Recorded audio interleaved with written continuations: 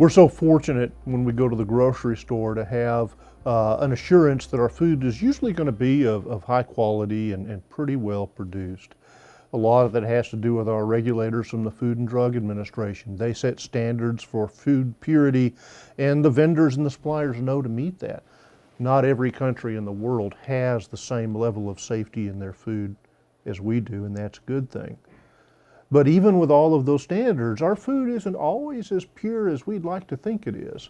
For example, if you were to take a jar of apple butter and it were to follow the FDA regulations, a jar of apple butter can still be made up of 12% mold in the jar.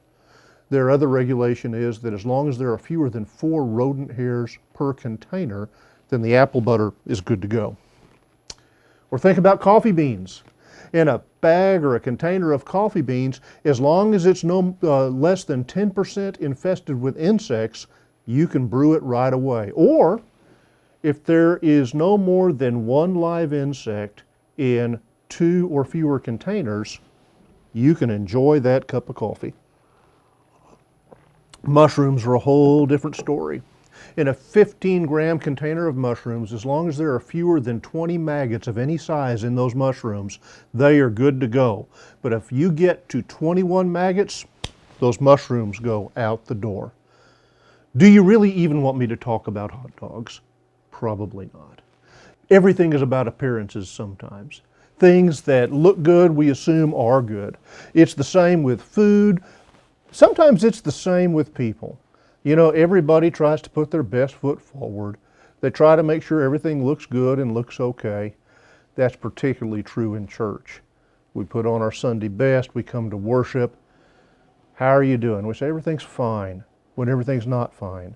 When our heart's breaking over a secret pain nobody knows about, or we're worried about an uncertain future.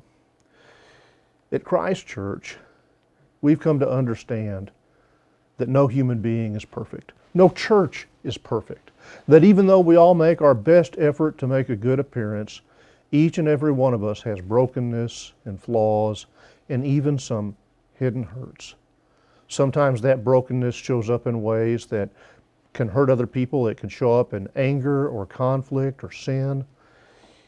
But it doesn't change the fact that even though we are broken people, we are perfectly loved by a perfect God. And it's this God that teaches us to love each other with understanding and acceptance, because God has chosen to love us with understanding and acceptance.